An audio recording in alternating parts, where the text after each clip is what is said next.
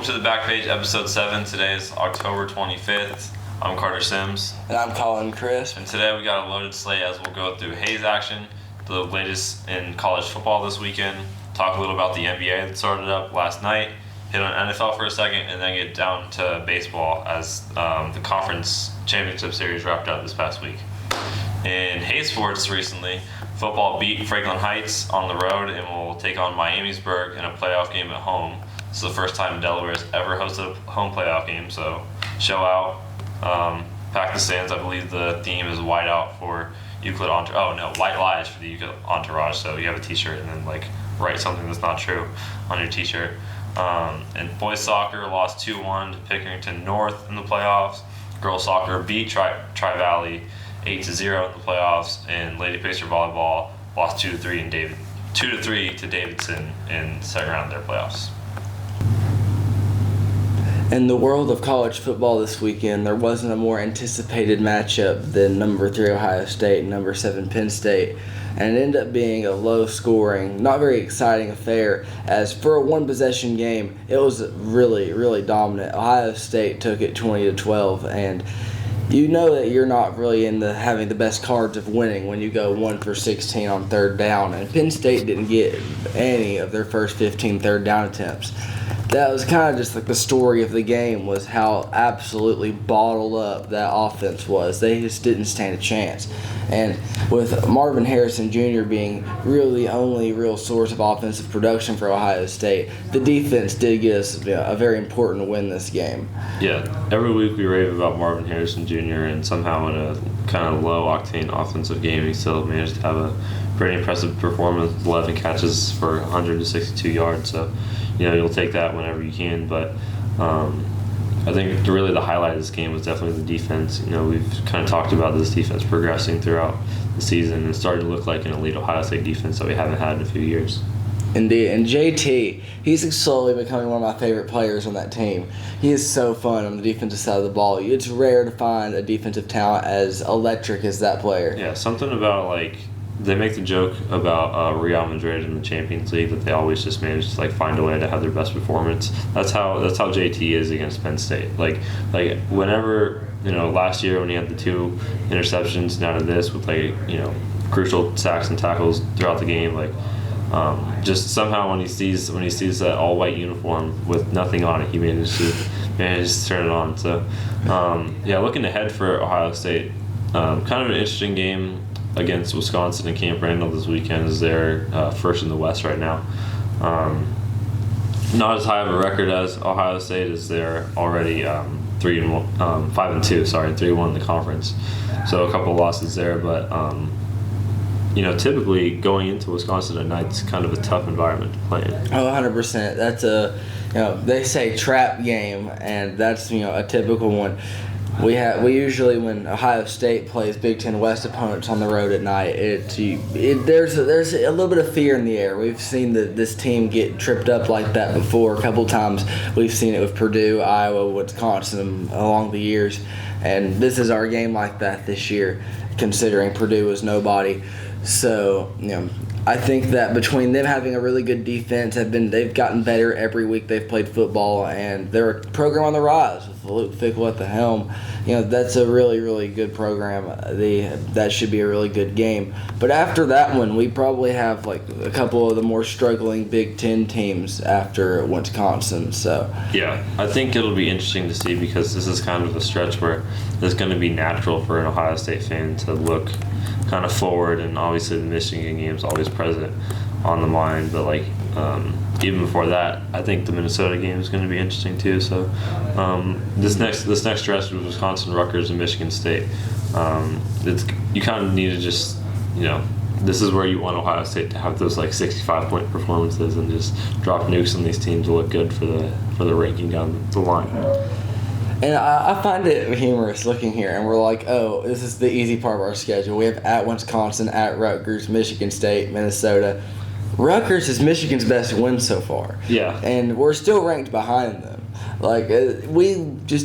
I mean, I don't want to say blew out because it was a one-possession game, but, as dominant as you can against the top 10 team, it'd be one possession. Like, that game was never in Penn State's favor. And then with the Notre Dame game on top of it, we've had our blowout complete performances like the Purdue game. I don't know. I think that, I don't really want to say we're sleeping on the number 3 team in the country, but right now it's like Georgia, Michigan, and everyone else. I don't think that's where we're at. The Big Ten is tight at the top right now. Obviously, the Penn State win helps, but it's very top heavy, and it's kind of naturally going to work out, kind of just like a playoff game, right? So theoretically, if both teams win out, that Michigan-Ohio State game kind of becomes a playoff game, and then so does the Big Ten championship, and so does the playoff that naturally leads into. So it's all kind of setting up like at coming to a collision point, so it'll be interesting to see if both teams can run the table and kind of have that game be as high stakes as possible. A conference that is very tight in the middle right now is the ACC. So there's 2 big ACC games that I think we could talk about. Which one do we want to go first? Well, considering how we ended the college football segment the last 2 weeks or so, I think that it's only fair to admit that I was personally wrong on something. I had a lot more faith in this North Carolina team than apparently I should have. I like North Carolina as a team, just objectively. I like Matt Brown, and I like their quarterback, and I like their running backs. I think they have a good receiver room. They're an explosive, entertaining offense to watch. It's just a fun team. They have beautiful uniforms. Just overall, it is a really fun team to root for. And between that, them being underrated in the poll, and this should be their year. This was the year that North Carolina could take the ACC by the throat. No other team has besides Florida State now, but we didn't know that coming into it. And, it just seemed like their year to take it, and they didn't. And with a 31-27, what was a game that should have been won by North Carolina, Virginia, who was 0-5 against D1 opponents going into this game, stunned what was an undefeated top 10 North Carolina. Yeah. And it's not okay. It's not acceptable. Well, I think as a neutral, you kind of kept an eye on North Carolina all year, but I think in this game you got to kind of tip the hat to Virginia. I mean, that program's obviously been through a lot this past 12 months or so. So it's kind of cool to see them pick up a big win. Obviously, a lot of that came through the running game with 3 players getting 65 rushing yards. So obviously moving the ground there, and then Mike Hollins with 3 rushing touchdowns. So. I think you give credit to where credit is due. Obviously, you can kind of be critical of North Carolina here, as that kind of takes them out of the race for the ACC crown. But I kind of want to put some shine on Virginia here, as this is kind of their big win to hang their hat on. Yeah, totally. And with North Carolina, I don't want to say they're totally out of the ACC race yet, but if they win the ACC, that just shows how weak of a conference it was. Because at this point, this is their only conference loss, because it's their only loss. So if they win out, odds are they'll play FSU in the ACC championship game. But, that being said, if they manage to go there and beat FSU, there's not a team from the ACC making the playoff in that situation. And, this, I don't know. It's not a very good conference this year if North Carolina manages to win it after that performance. Speaking of FSU, they had a big game against number 16 Duke this weekend. This is a Duke team that it's kind of been in the national spotlight, strangely, kind of for the whole season. So, I honestly kind of liked Duke going into this game once I was, kind of sitting down on Saturday ready to watch. But I don't know what do you make of this Florida State performance, because they've kind of been up and down this year. I don't know. I think this is probably their biggest win since week 1. If you're looking at their schedule and what they've accomplished lately, this is huge. I mean, this was a game that I think if we watch this back in week 3, if we run this back, they don't win it. Because they just had a really hard time after week 1 just grabbing games when they had the opportunity to, and it ended up being way closer than it needed to be down the stretch. And then coming out of halftime, it kind of felt like Duke's game to take in the third quarter, and Duke just couldn't get there. Florida State's defense kept them submerged until the fourth quarter started, and that was an explosive fourth quarter out of Florida State. A 21-0 run to end a half, and especially the second one, will essentially always get you a win. Yeah. And That's the best they've looked. If they can keep that up going through the ACC, that's a playoff team if they can keep that up. It's just been inconsistent, and inconsistency doesn't win championships. So hopefully they can stay hot if you're a Florida State supporter. If not, then maybe next year. But think about this. Mike Norvell has not been here that long. This is a really, really young coaching staff. So this could be a perennial thing now where Florida State's up in the top 10, 15. I'm not saying they'll be undefeated this late in the year every year, but they should continue to be better than we are used to them being over the last decade. This is a program that's starting to feel like a top team in college football again. For a long time, I can't remember a time since Jameis Winston that Florida State was relevant in the national picture as far as college football goes and legitimate, right? They might have big games that kind of got exposed in against tough opponents. So it's just interesting to see kind of all the brands kind of creep back into the national picture now that college football is starting to change again. Oregon's kind of back, Florida State's back, Ohio State's having a great year. All we need is Alabama to turn around and we'll have a repeat of the 2014 college football playoff. So, we'll see what happens in the ACC, but definitely, a conference we've said, every week kind of being like the Wild West of the college football landscape. So, honestly, I kind of like Florida State's chances to run the table here, and part of me feels like they could sneak into the 2 spot if something happens in the Big Ten. Yeah, I feel that. I think that if we're looking at it, I don't know if Georgia wins the SEC championship, but I'm pretty confident that they'll at least make it at this point. And we might have a situation in Georgia to where even if they lose in the SEC championship, they still make it like TCU last year in the Big 12. And then with Ohio State, Michigan, one of them got to lose, And so between them and Florida State, if Florida State looks dominant throughout the rest of the year and they keep playing like that, and then they have a couple of dominoes fall ahead of them, they could totally take a 1 or 2 spot in the playoff. And we don't talk a lot of big picture football, and we just look at the weekly basis of it. So while the opportunities here, I want to throw out that you're talking about programs on the rise and teams that we're used to being good kind of falling off, and now they're coming back this year. I think that this is what the transfer portal does for us. Because if you look at things like Florida State, right? Florida State's a great transfer portal spot. It's in the South. It's beach. It's warm. It's in a great area. That's an admirable situation. USC is in the same situation. They're managing to rebuild theirs based off a transfer portal that's been really hot. And then this UCLA, the game's kind of coming to Chip Kelly over there. Things like that. Washington. Yeah, that's another good one where their head coaches might not be just massive elite recruiters, but they are at programs that they can attract good prospects from other colleges who they're not sitting there looking for the glamour and the lights. They're just looking for good situations and good coaching, and that's what they can get here at Florida State. So as we go more and more into the transfer portal world, I think the world is kind of coming to Florida State. Shifting gears now, something I'm very excited about is the NBA is back. 2 big games last night. The Nuggets beating the Lakers in Denver, and then the Suns going into Chase Center and beating the Warriors on opening night. So the beginning of the NBA season is always fun because anything is possible, and it's a really long season, and sometimes it can kind of drag on sometimes. But while everything is fresh and new, and we don't know a lot right now, I want to make sweeping statements about exactly what's going to happen.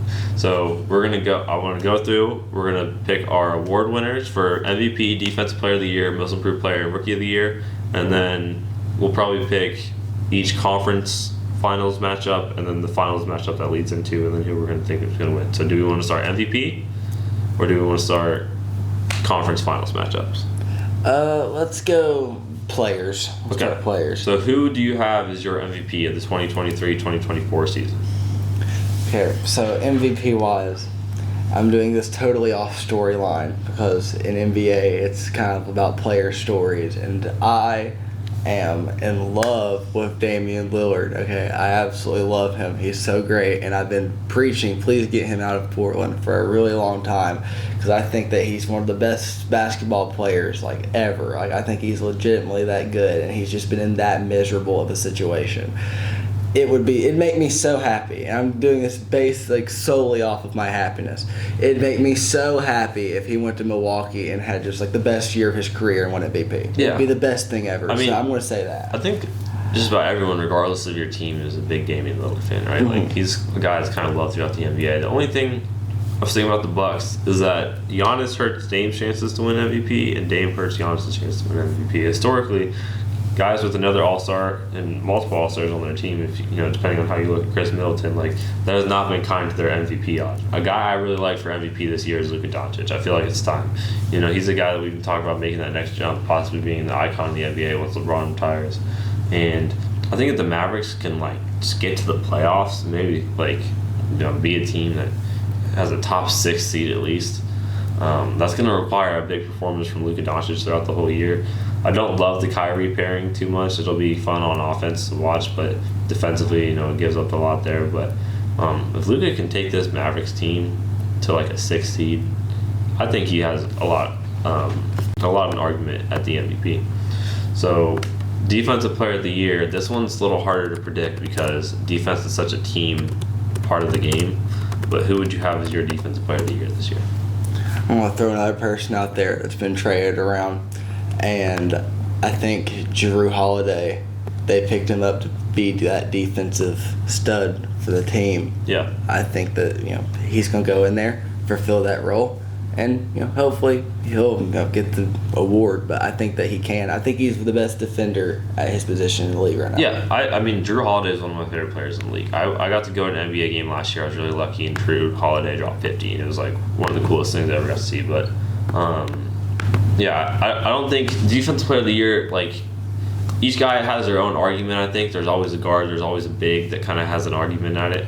And it's really hard to take away from the other because you look at blocks versus steals, you look at perimeter defense versus paint presence.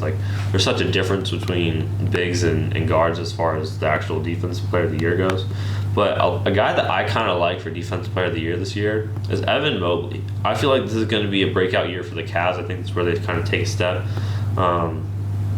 Maybe get to the second round even farther. But I really like Evan Mobley's chances because I think this is going to be a big year for him because he's a guy that we saw kind of come onto this team and have a lot of progression and then not plateau, but we just didn't see as much growth as we did from him coming out of college as he kind of developed. I think this is the year where he takes a big step and kind of being the defensive anchor on that team, so I like Evan Mobley for my Defensive Player of the Year. Now, Most Improved Player, this one, I mean, it kind of comes out of nowhere every year, right? Because you never know which guy is going to, blossom every year. But who would you have as your Most Improved Player this year? Considering it's going to come out of nowhere, I'm a massive Atlanta Hawks fan. Since it's going to come out of nowhere, I want to say it comes out of Atlanta because they've been nowhere for a while now in NBA terms. And DeAndre Hunter, I saw this man lock up everyone you put on him for a year of basketball, and it was the best thing ever. He was one of my favorite players in the league for a while just because I had so much faith in his defensive presence, and that was something Atlanta had none of for a while. And then suddenly he died. Not literally, but he has been dead on the court for a while now. He has not looked like himself, but he'll be back. This is his year. For my Most Improved Player, I really like Obi Toppin on the Pacers. I think that was a great acquisition for Indiana to make getting Obi Toppin out of New York. He was a guy taken really high into a position that didn't make sense because he wasn't going to be able to start behind Julius Randle with the massive contract and pressure on that organization. And, Toppin's had massive performances whenever he's had a larger role. The amount of minutes and touches that Obi Toppin gets, he produces that in points and rebounds and assists in every statistical measurement that you can have. So I think the more the better for Obi Toppin. And then you look at this Pacers team with Tyrese Halliburton, who's one of my favorite players. I think one of the best young players in the league. Honestly, has an argument at top 3-point guard already. I think with the pairing of them, Benedict Mathurin, I like that Pacers team ability to get up and down the court. I think that's going to be a situation where Obi Toppin can thrive in. I can see him being a 20 and 10 guy night in, night out for the Pacers this year. So give me Obi Toppin for my Most Improved Player this year. Now the final individual award is Rookie of the Year. And a stacked draft class this year. A lot of guys that have an argument. there's kind of one guy that's a little more talked about going into the draft than anybody else. But who do you have as your rookie of the year this year? I've decided to fall for the propaganda. The insane amount of propaganda around Victor Wembanyama is like, it's ludicrous. I don't think I've ever seen a player, at least in my lifetime. I've got to see go through the process of the draft and just get so much hype. And I feel like I have a hard time looking at it now and him not doing it. Like, out of all the different players that got drafted, and I really like Brandon Miller. Okay, I think if something happens, like if he gets injured, like Wembanyama gets injured, Brandon Miller's got it. I like Brandon Miller a whole lot, and part of me, I'm kind of rooting for him to win it. But I think Victor Wembanyama, with all of this hype coming into him, if he wins it this year, then going into the next year, he's just like a solidified presence, face of the league at that point. What you talked about was kind of the draft hype going in. I think the most comparable guy that we've kind of seen in our lifetime would be Zion Williamson, right? Yeah. And that's kind of been an up and down tenure for him in New Orleans, so maybe not the best comparison for Vic going forward, but to be honest, I don't even think the Rookie of the Year is going to come from this draft class. I think Chet Holmgren has an argument as Rookie of the Year this year after not playing at all. If you think back to Ben Simmons not playing at all his rookie year, in his sophomore season, still winning Rookie of the Year as it was his first year playing in the NBA. I think this Thunder team is going to be dangerous in the West, and I think a big part of that is going to be Chet Holmgren coming in and being that final piece of that really young starting five that they've built in what seems like a really short time, but slowly accumulated draft picks over time to build this. So I think Chet Holmgren is going to win Rookie of the Year in his second NBA season, even though it's the first one he's playing in. So kind of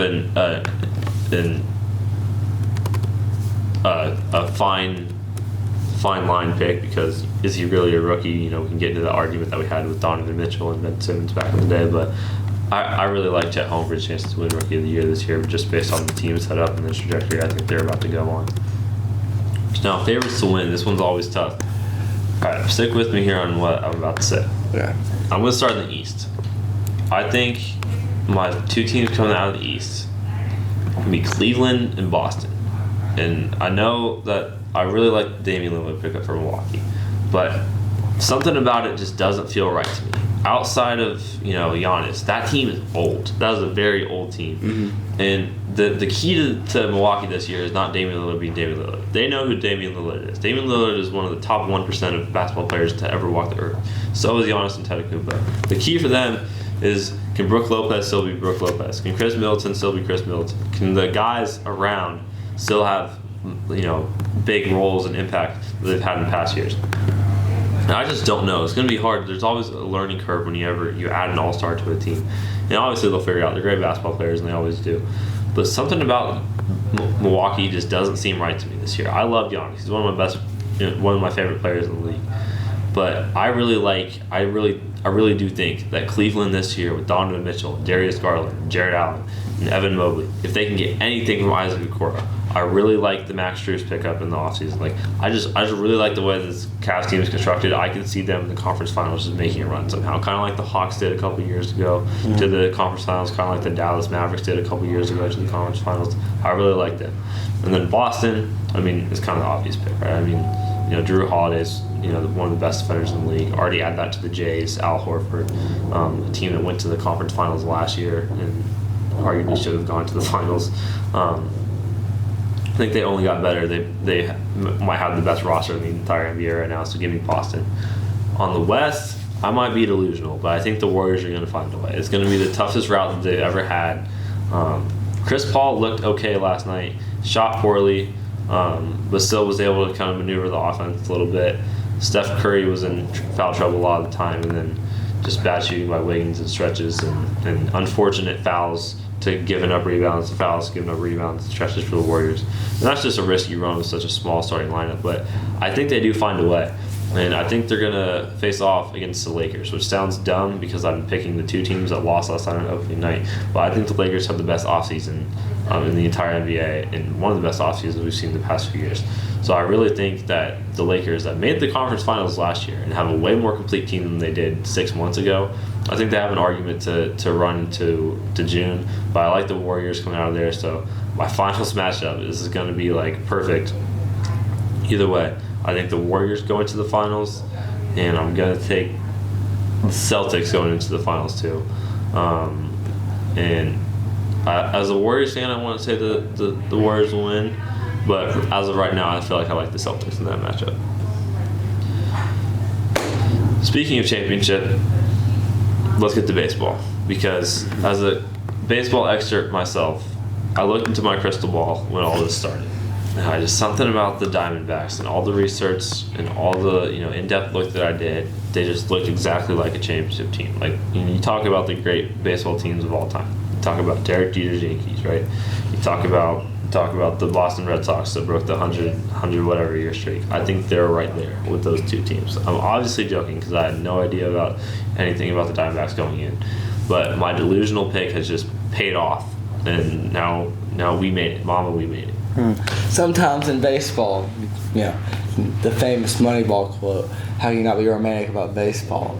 is this has been a really romantic run by the Arizona Diamondbacks, because I thought that they were a better team than anyone was giving them credit for, and even I didn't think that they could pull this off.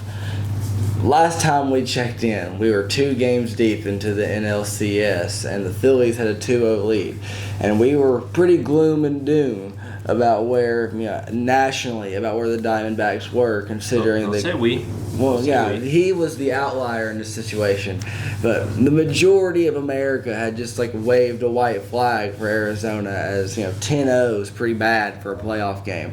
But they went back to they went to Arizona for 2 games, had 2 thrillers to get wins there. One in a more defensive pitchers duel, 2-1. Next one in a more offensively intense game, 6-5.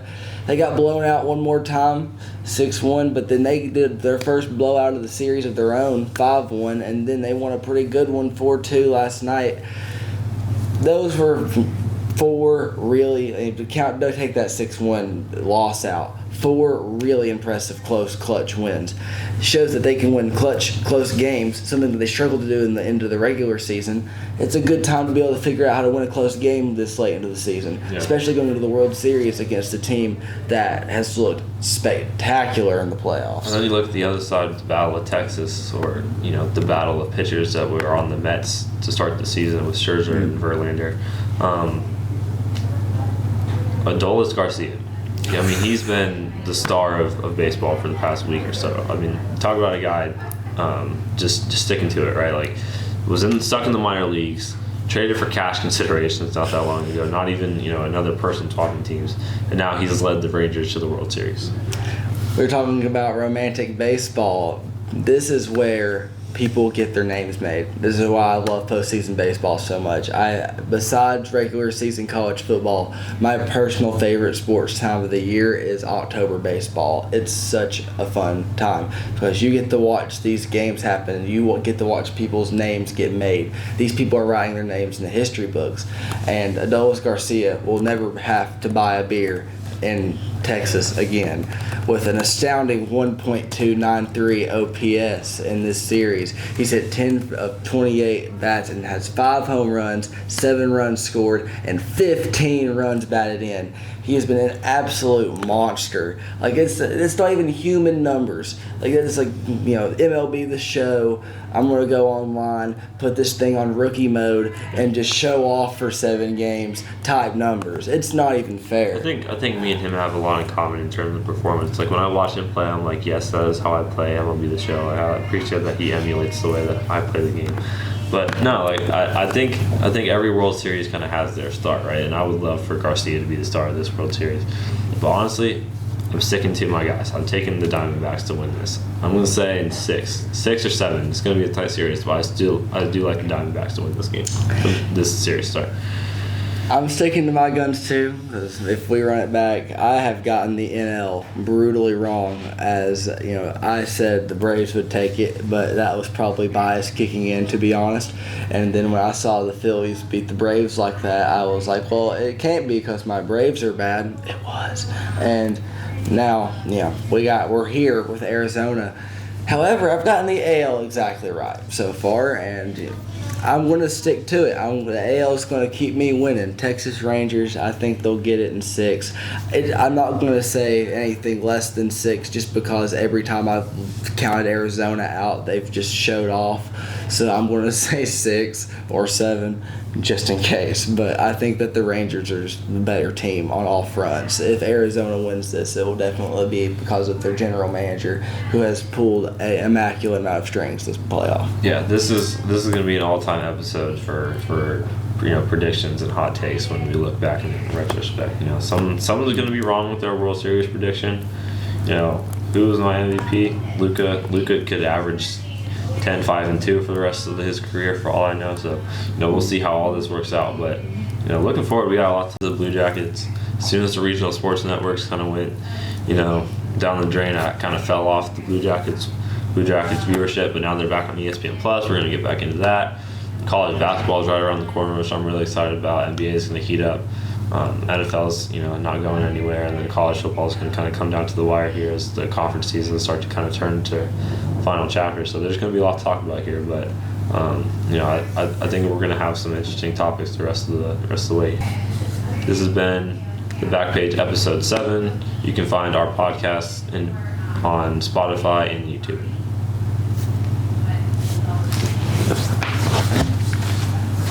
Can we cut